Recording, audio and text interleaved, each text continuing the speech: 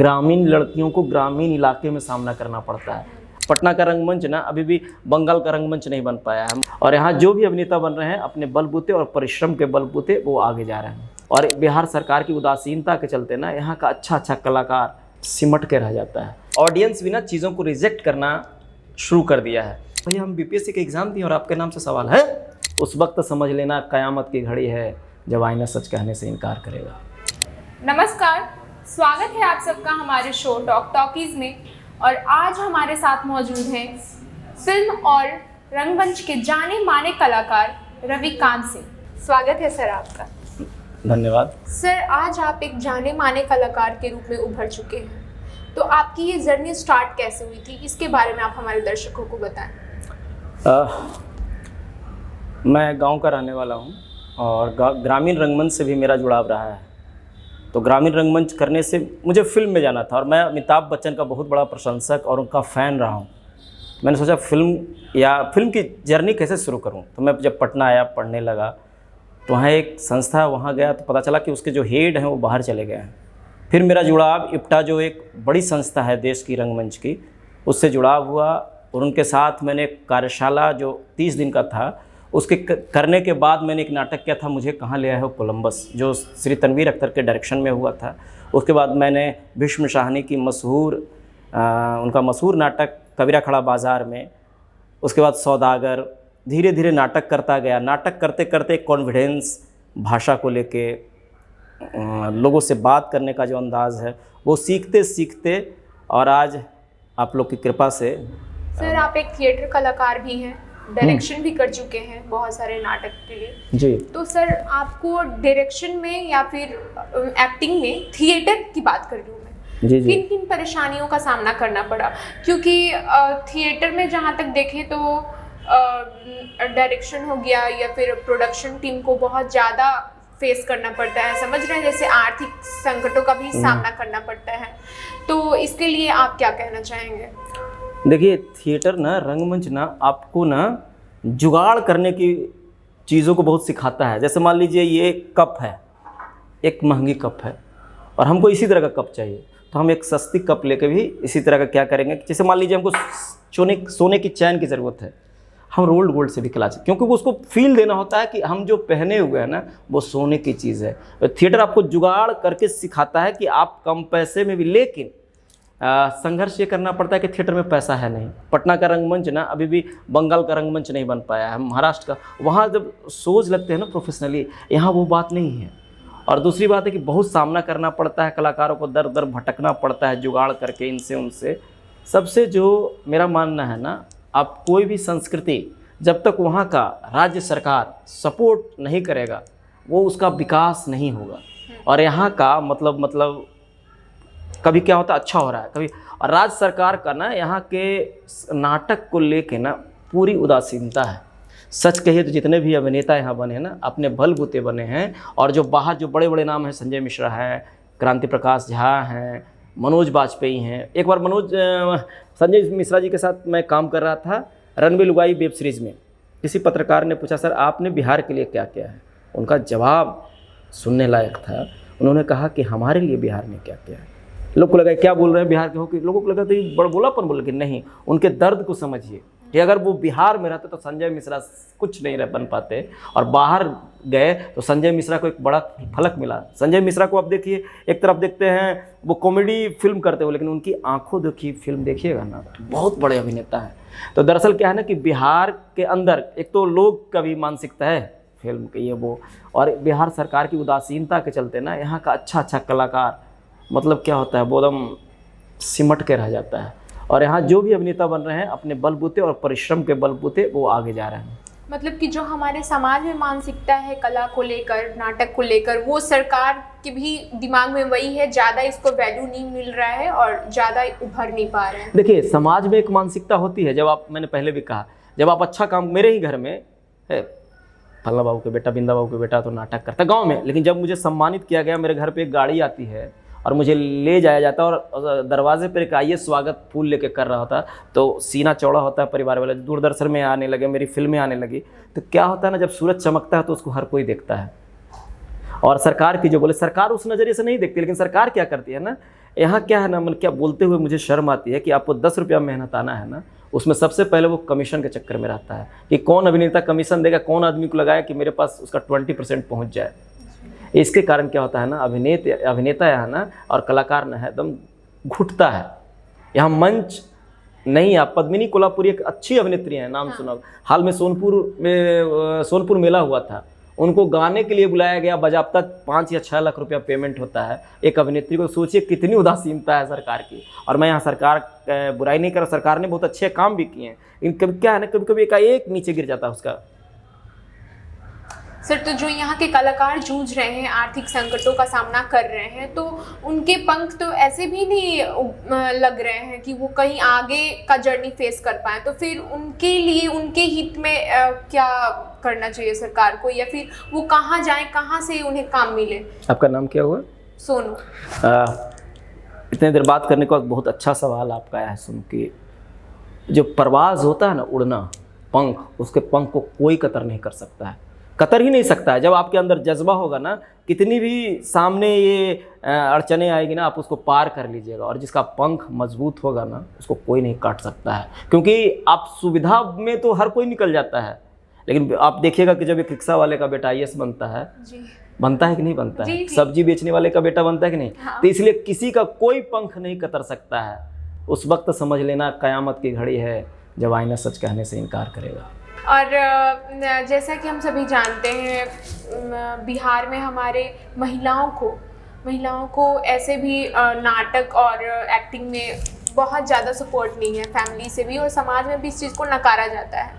तो महिलाओं को क्या कुछ फेस करना पड़ता है, उनके लिए क्या हो सकता है और क्या मेरा मानना है वो समय नहीं रहा है। आप मेरे सामने भी एक लड़की हैं और आप एंकरिंग कर रही हैं, अब वो समय गया। और इसमें बड़ा क्रेडिट मैंने सरकार की अभी आलोचना भी की है, मैं नीतीश कुमार की यहाँ पे ज़बरदस्त प्रशंसा करूँगा कि उन्होंने, जो मैं जब पटना रहता था या बाहर भी, तो लड़कियाँ 6-7 बजे के बाद घर से बाहर नहीं निकलती थी। आज 12 बजे एकदम ना, और वो भी एकदम फैंसी कपड़ा पहन के निकलती हैं।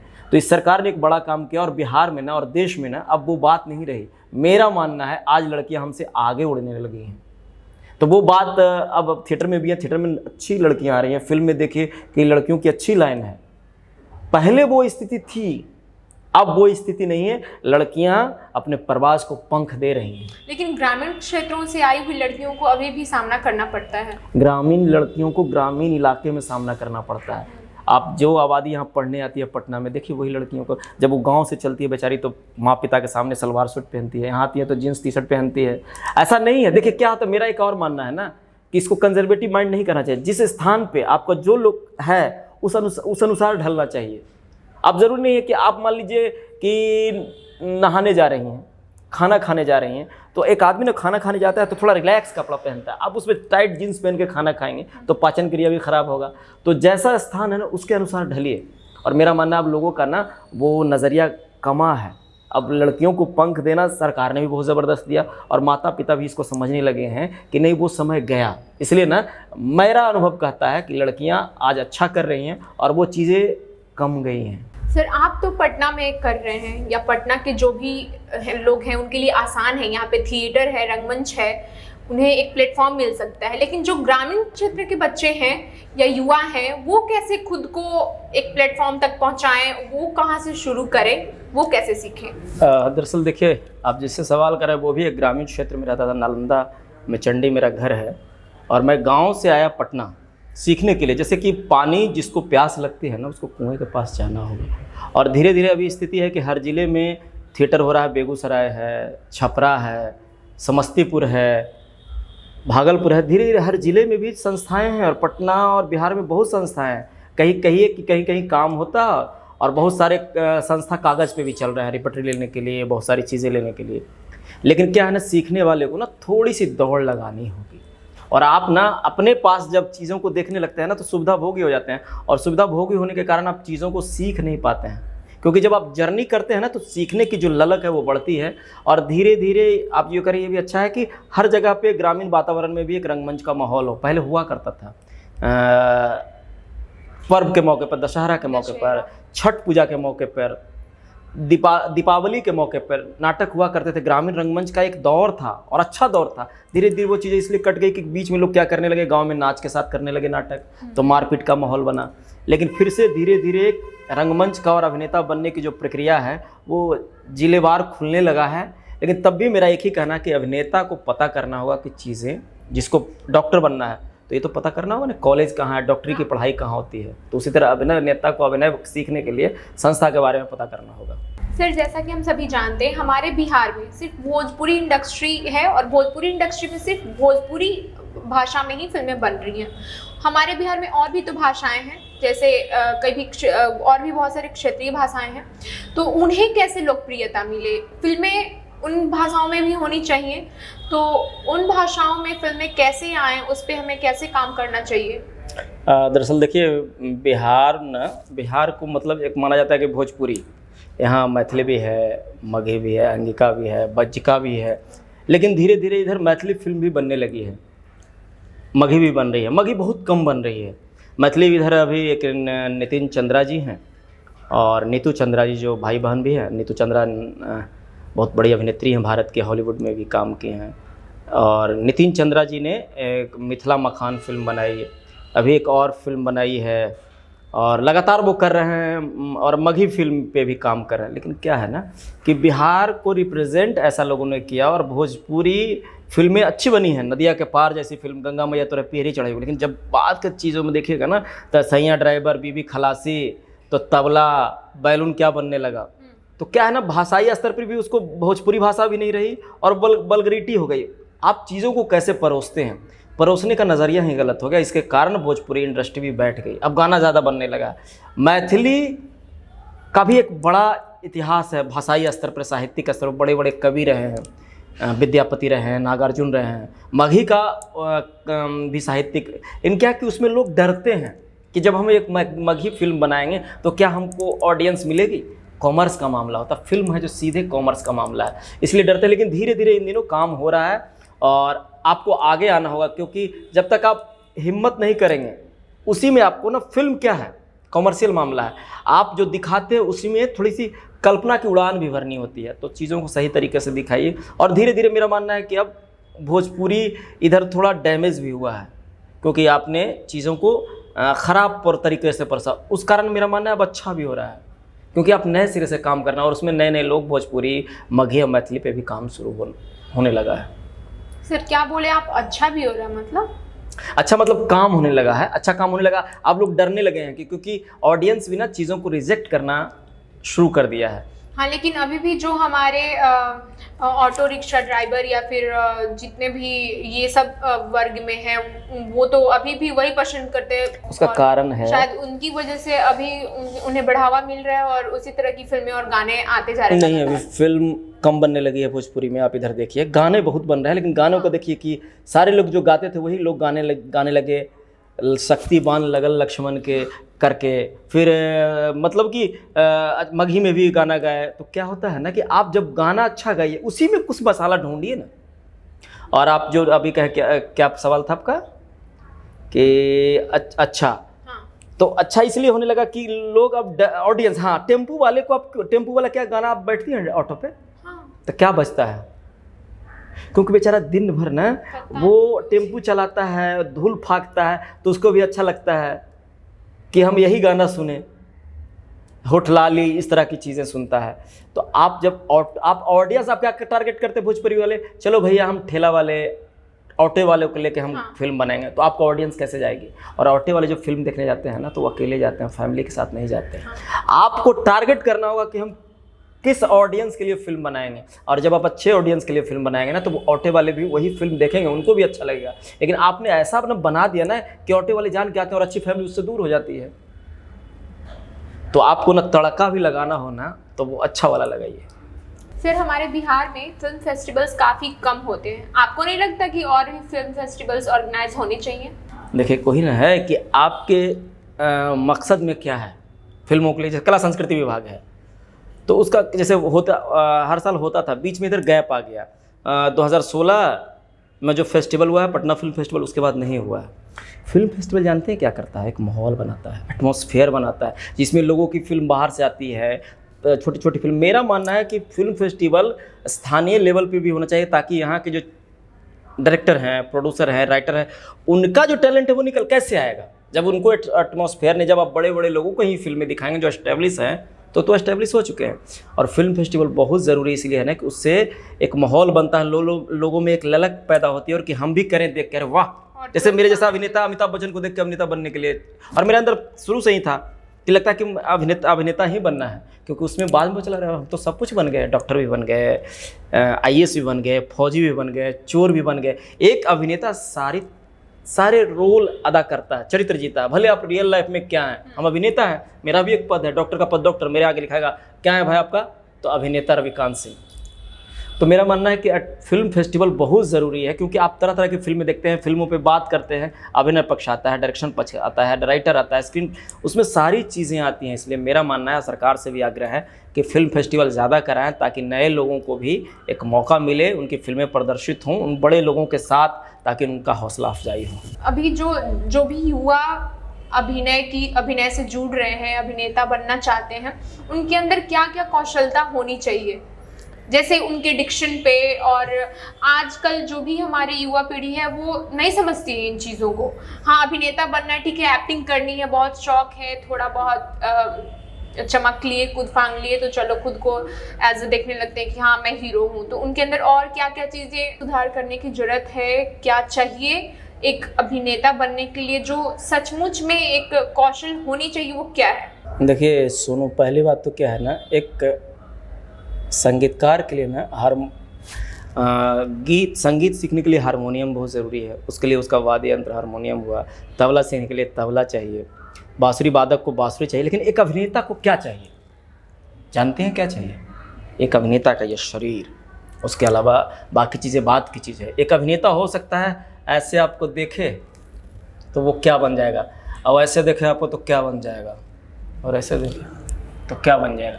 लेकिन एक अभिनेता के लिए सिर्फ उसका शरीर ही उसका वाद्य यंत्र होता है, जितना इसको पकाइएगा बजाइएगा उतना बजेगा। और कौशल की जो बात करें, कौशल एक शब्द जो है ना बहुत भारी है। कौशल कब होता है? जब आप दक्ष होने लगते हैं। और दक्षता के लिए क्या ज़रूरी है? आप बारीकी से चीज़ों को पढ़िए, बारीकी चीज़ें को देखिए, डिक्शन पे काम कीजिए, अपने बॉडी पे काम करिए, देखने का नज़रिया, जैसे आपको हम देख रहे हैं, देखने से लगता है कि ये तो हफ्सी की तरह देख रहा है, प्रेमिक की तरह देख रहा है, और एकदम गुस्सा में देख रहा है।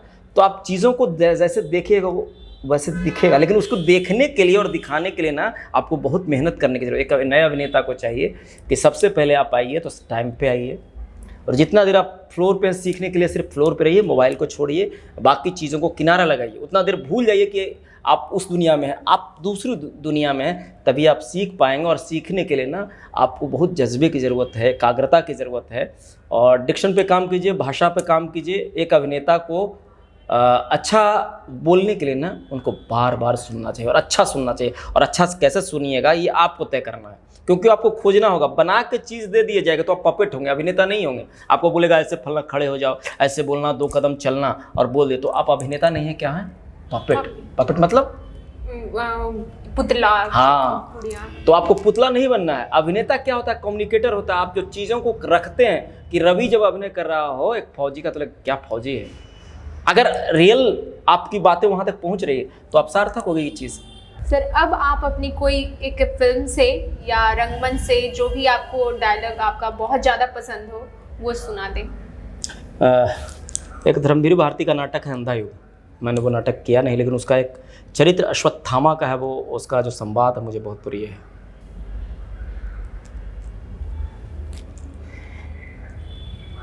ये मेरा धनुष है, धनुष अश्वत्थामा का, जिसकी प्रत्यंचा खुद गुरुद्रोण ने चढ़ाई थी। आज जब मैंने दुर्योधन को देखा दीनहीन निशस्त्र, मैंने मचोड़ दिया अपने इस धनुष को। कुचले हुए सांप सा भयावह, किंतु कितना शक्तिहीन है मेरा ये धनुष। किसके बल पर लूंगा प्रतिशोध पिता की निर्मम हत्या का? वन में भयानक, इस वन में भूल नहीं पाता हूं मैं। कैसे पापी धृष्टद्युम्न ने मेरे पिता को अस्त्रों से खंड खंड कर डाला, भूल नहीं पाता हूं मैं। मेरे फिल्म का एक और डायलॉग है। अब ये वो फिल्म दिखाई भी जाएगी। सर अभी आप कितने बड़े एक्टर हैं, अभी ये दिख गया। ज़्यादा नहीं, 1 मिनट का समय लूँगा।